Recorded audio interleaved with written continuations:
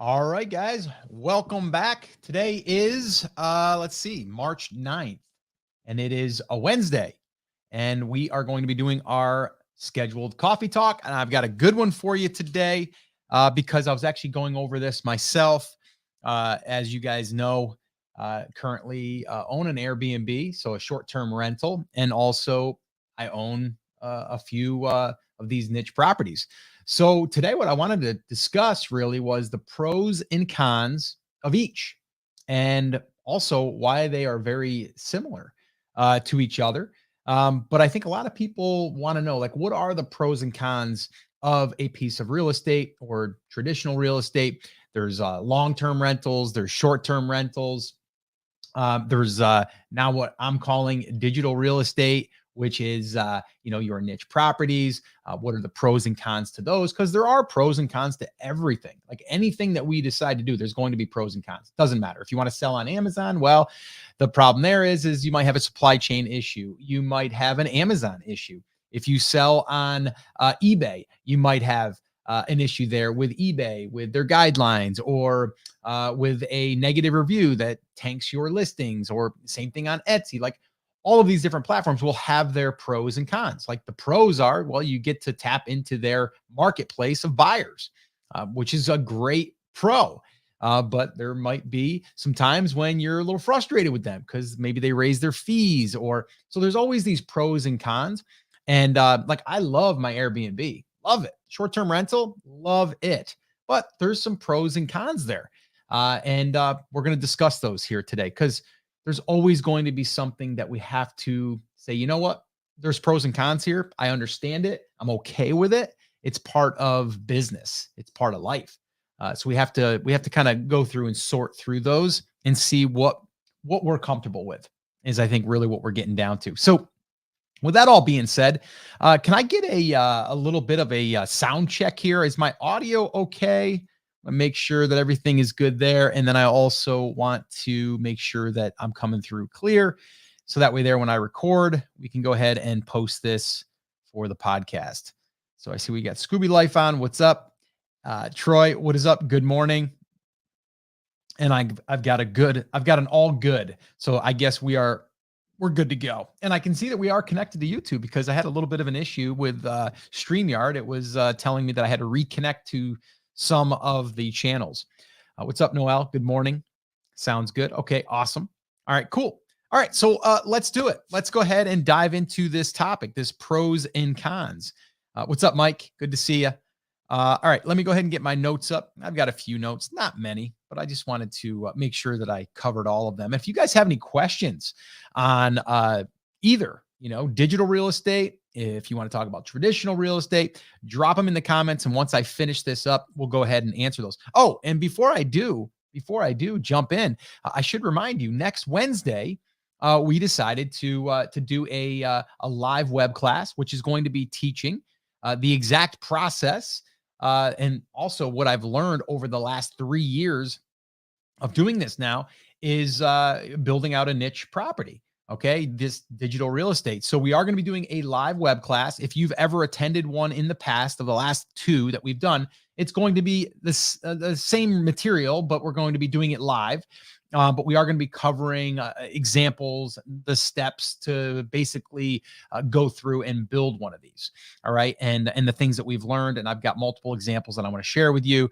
So a lot of times I get people that just show up to the live web classes just to ask questions or to get the downloads or anything like that. So if you're interested, it is next Wednesday, and that's going to be at 9 p.m. Eastern time. All right. So 9 p.m. Eastern time next Wednesday. Let me see if I have a little banner here I can throw up. And I think I do. And there it is. Yes, it is brandcreators.com/workshop. And I've got a little surprise for all of you attendees. Chris Schaefer and I are working on a new resource that we're going to be giving out on that live call. All right. And on that live web class. And it's going to go perfectly with building out a niche property. It's something that we've been working on, and we are going to make sure that it's done, completed, and we're going to hand it out there.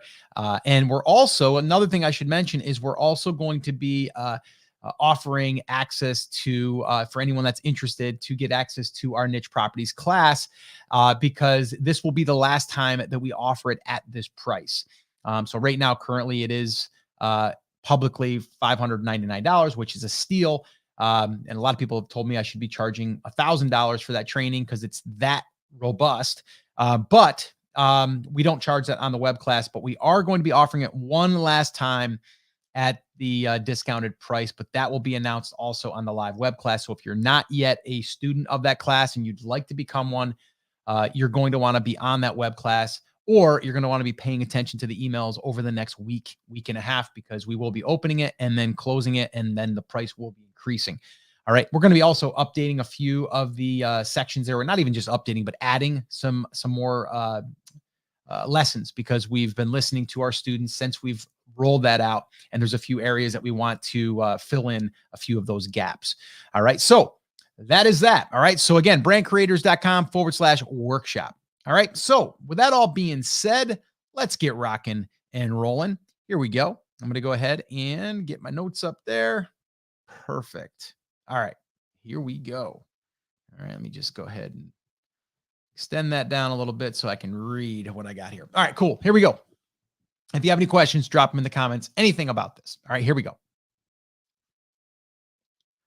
What's up, guys? Welcome back to another episode of the podcast, the Rock Your Brand podcast. And today I am going to be sharing with you something that a lot of people don't talk about, and that is the pros and cons of digital real estate and traditional real estate. Or I'm going to be diving into some short-term rental stuff because, well, I own some, but also it's a hot topic right now. A lot of people are wanting to get into the short-term rental, but there are some cons there right now. But there are a lot of pros. So we'll talk about that. So if you are thinking about getting into the Airbnb, the VRBO, any of those, like those are just marketplaces, but basically short-term rentals. Well, I'm going to give you my pros and cons to that model. And also we'll talk a little bit about the long-term rental, but more importantly, I'd like to talk a little bit about this thing called digital real estate, which I'm really excited about because, well, it's like traditional real estate without a lot of the cons. So we'll go ahead and dive into that. So before I do, if you are listening to this podcast and if you've been listening for any period of time and you're interested in possibly building out one of these niche properties, I would encourage you to head on over to brandcreators.com/workshop. And you can register for an upcoming live web class there where we break it down, things that we've learned over the last 3 years and really how to build one of these out. One of these pieces of digital real estate, or I like to call niche properties. So if you're interested, make sure that you check that out, and you'll see when we are doing our latest web class. All right. So with that all being said, let's dive in, shall we? Let's first talk about real estate in general. Everyone knows that real estate is awesome, right? Like, who doesn't think real estate is great? Like, if we could all own real estate, we would own it. So why don't we, right? And one of the biggest problems with real estate, and one of the big hangups for me is that well, I just don't want the headaches. That's like one of my biggest things is like, I don't want the call at 1 o'clock in the morning from my tenant saying that their toilet's plugged. I just don't want to do that. I've done that, right? Some of you may or may not know, but my wife Lisa and I, we've owned some rental properties. One of them was actually we did a flip on one, and then we owned a rental property, a single family home that we actually lived in. And then while we were building our house, and then we moved out of that and then rented it. And we rented it for, gosh, over 10, 12 years, maybe even longer. And so it was great. We had a good tenant, but we had a few tenants that weren't so great. So we went through an eviction for one of our first, I think it was our first tenant. We went through an eviction process with them. So we learned what that was like in upstate New York. It was not easy. We had to wait for the sheriff to come. It was a 90 day, I believe. You had to wait. It was crazy. We lost rent. The house was damaged. We had to, file insurance claims, like all that stuff. So it was terrible. And then we had another tenant who was okay, but we had to kind of push them a little bit to get the rent checks. They were late a little bit. The house wasn't really kept up. But then we landed on a really good tenant. And then that tenant actually ended up buying the house from us when we decided to sell.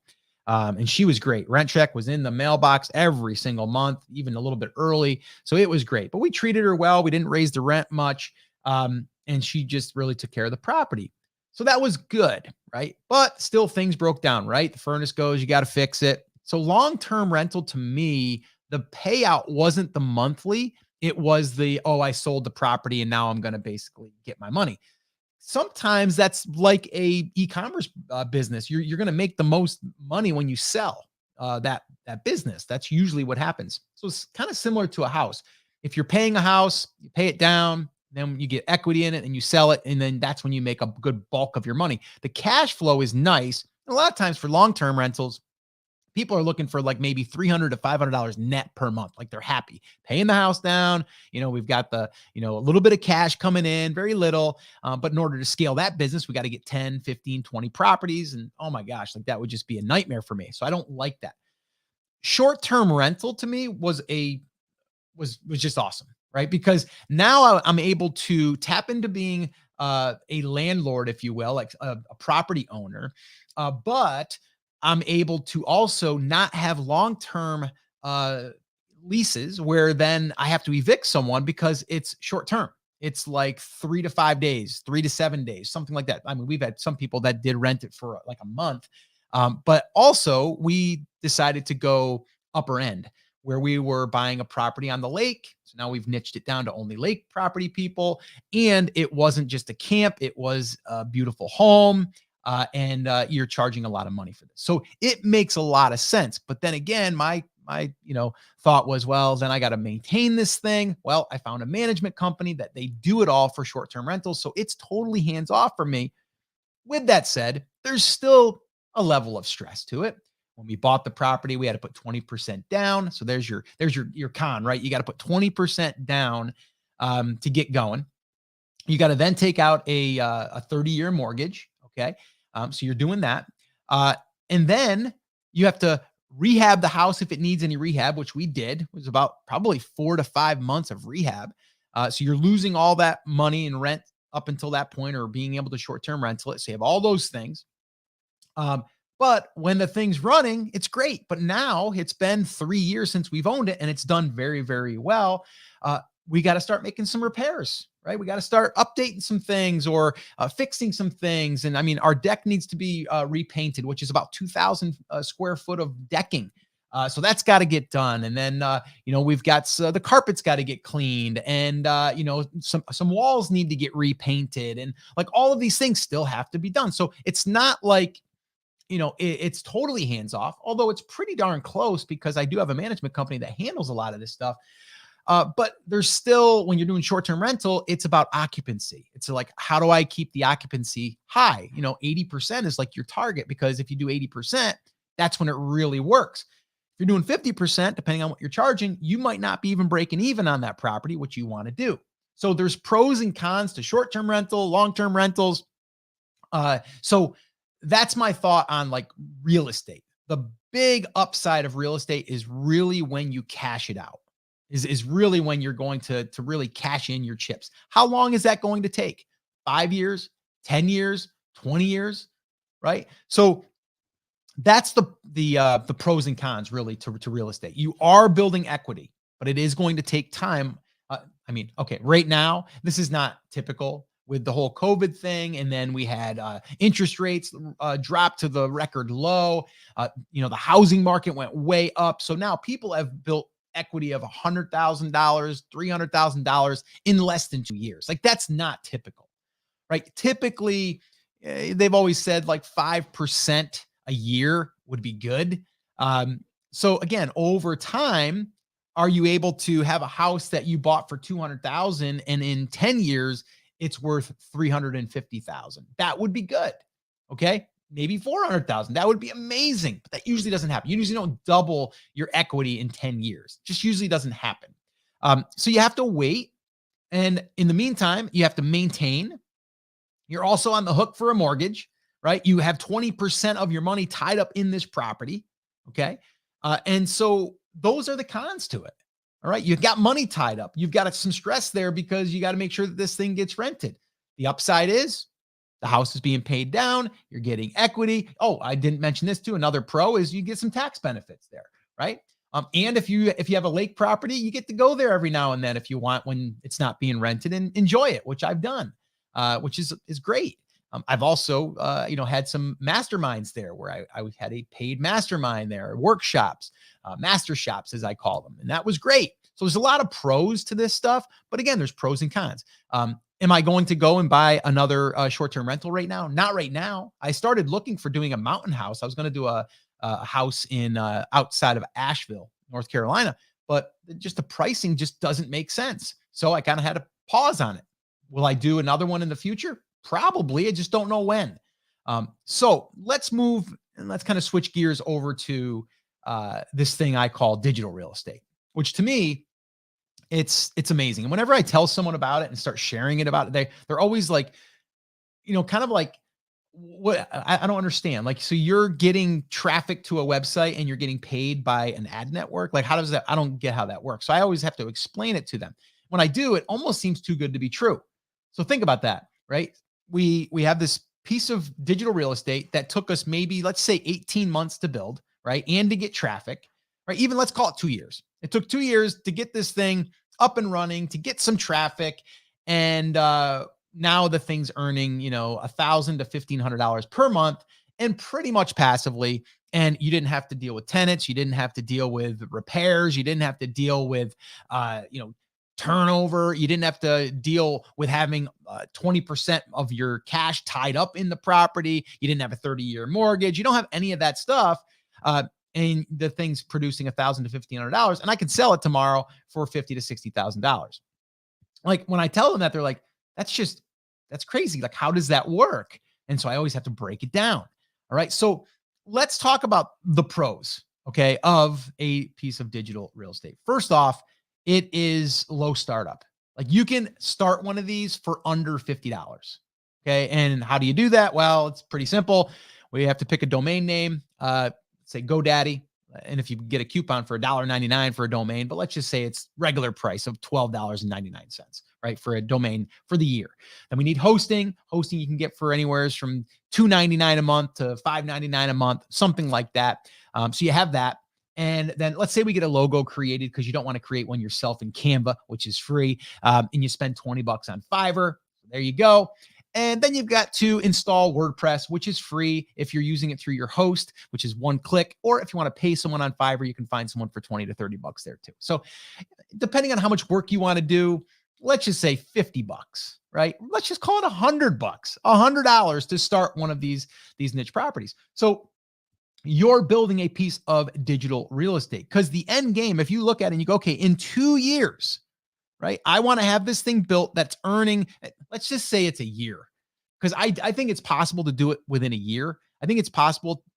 Again, it's going to depend on a few different factors, meaning how much work are you going to put into it? How consistent are you going to be at it? What type of content are you creating? Is it going to rank easy? Is it going to be harder to rank? What kind of competition's there? So there's a lot of factors there.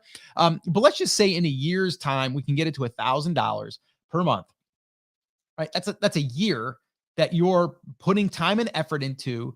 And then if you wanted to, if you got it to $1,000, you could immediately sell that for over $40,000, right? So if that was your mission, you're like, I'm just going to do this and get it to that point and I'm going to sell the thing off. You could do that, right? Or maybe you hold it and you go, well, I'm going to try to build it to $2,000 and I'm going to double that money. I'm going to sell it for $80,000 or more. Again, and these numbers they're a little all over the place right now. Usually a low multiple on one of these digital real estate pieces, one of these niche properties is generally low is like 30x the monthly. Okay. So if it's doing 1,000, that would be 30,000.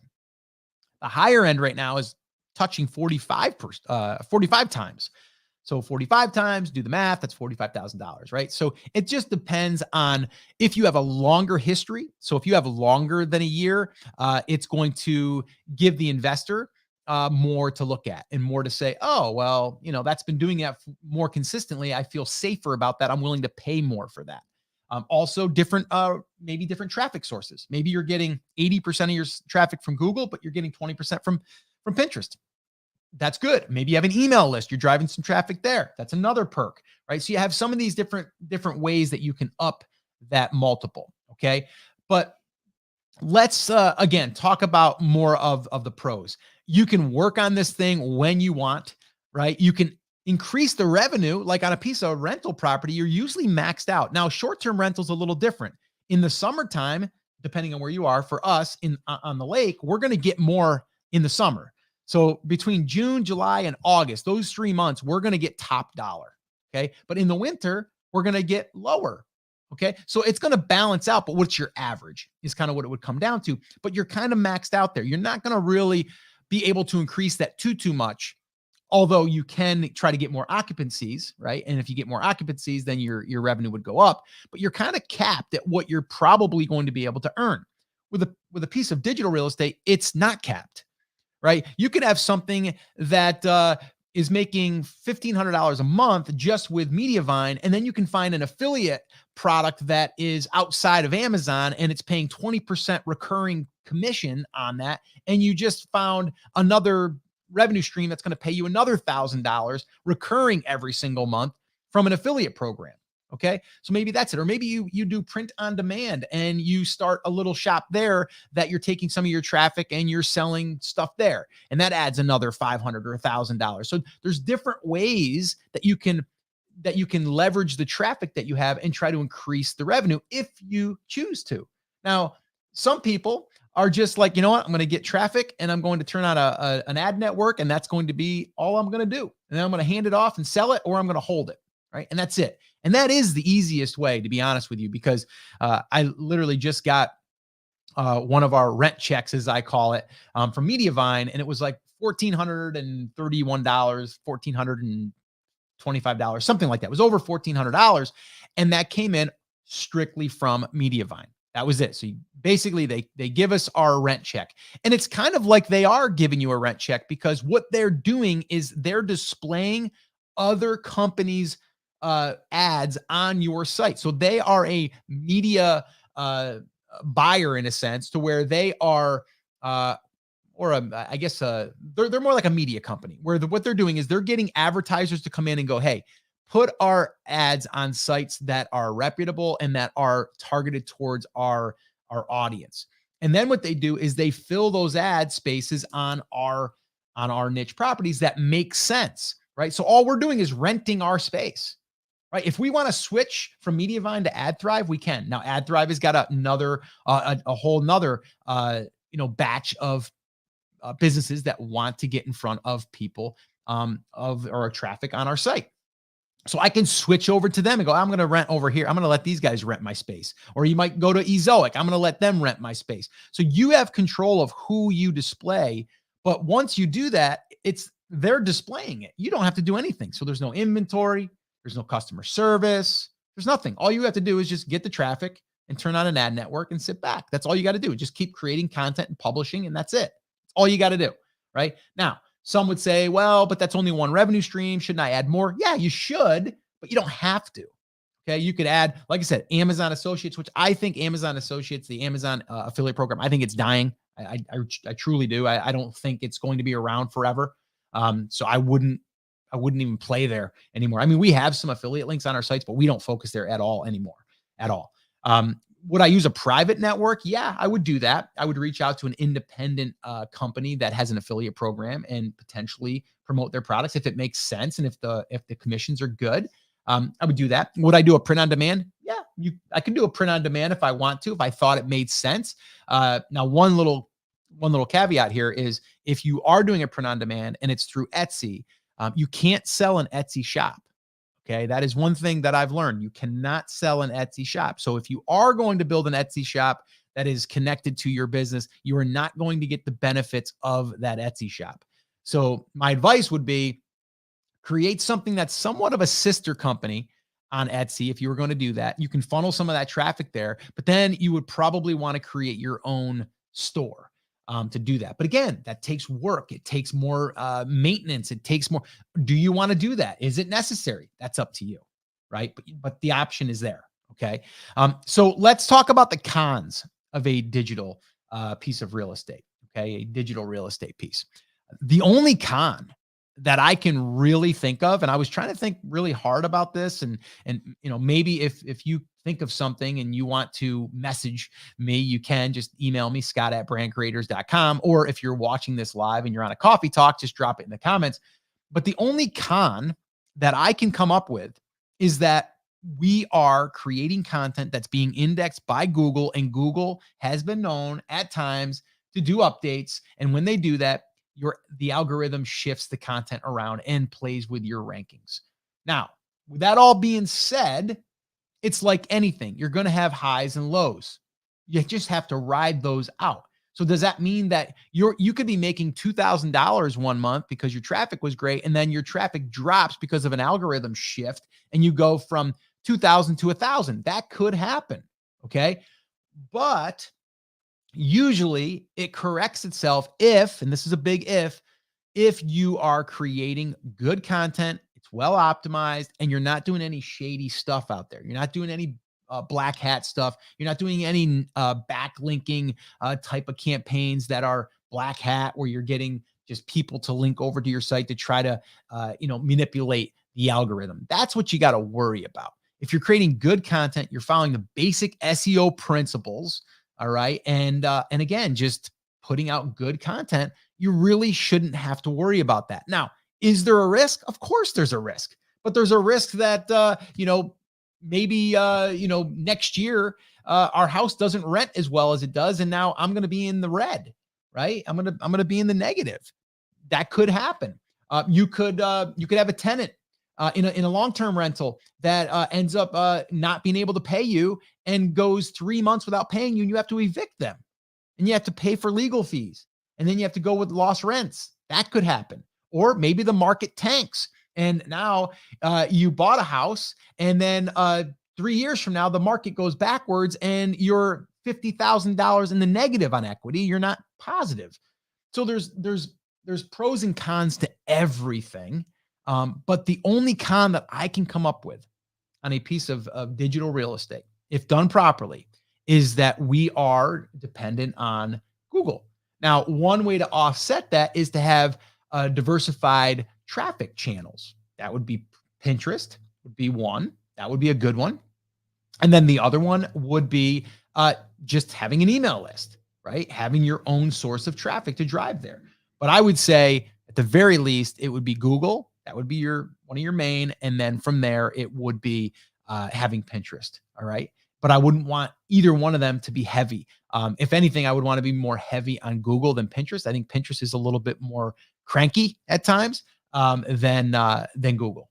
It's just my observation. All right. So those are your pros and cons. Like I said, a piece of digital real estate, and this is why I love it so much, is the startup cost is under $100, right? And yes, you can say, well, Scott, what if you're hiring writers? Yes, that's going to cost money, and I am doing that. So the way I look at it is if I'm putting out, let's say you're doing one piece of content per week because you're getting started and you didn't want to write it yourself, you can find someone for 35, 40 bucks. So basically $40 a week, you're going to have a new piece of content that potentially is going to drive traffic that could turn into recurring passive income on your piece of rental property or your niche property. All right. So you have to look at it that way, right?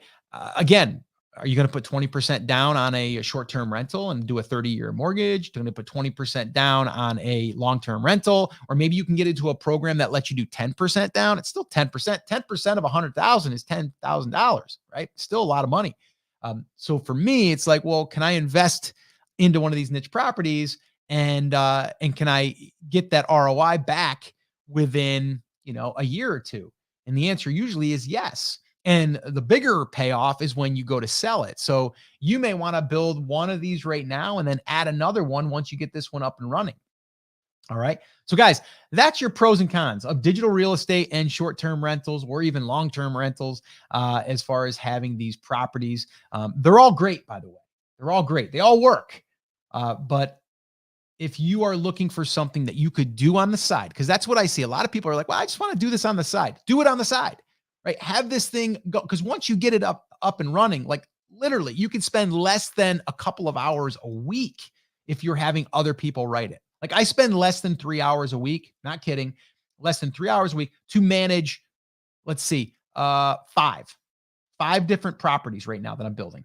Okay. So 5 of those that I'm building takes me less than 3 hours to manage all of those. How? Well, I'm having my writers do all of the writing and I have them upload as well. Like that's it. Okay. So all I'm doing is keyword research. And usually if I do one round of keyword research, spend about an hour, hour and a half, I can get all my keyword research done for over 30 days. So I don't even have to do it again, but I could do it once a week. All right. So you could totally do this on the side and just have this thing being built like you would a stock that you're investing in that's going to grow over time. Or it could be like a piece of rental property that the equity is building over time. It's the same thought process, just a little bit different because we're doing it online with a piece of web property or a digital piece of real estate. All right. So, guys, that is going to wrap up this episode.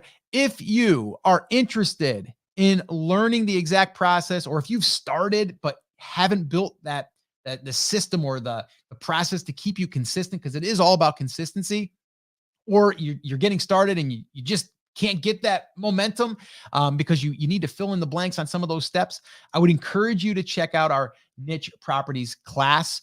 But before you would ever join that class, I would recommend going and attending one of our live web classes. And you can do that by heading over to brandcreators.com/workshop. And that'll give you the high level view, the blueprint, and all of the different steps that are going to be needed to actually build one of these. All right. So I would definitely encourage you to do that. All right, guys. So that's it. That's going to wrap it up. As always, take care, take action, have an awesome, amazing day. And I'll see you right back here on the next episode. Now let's get them.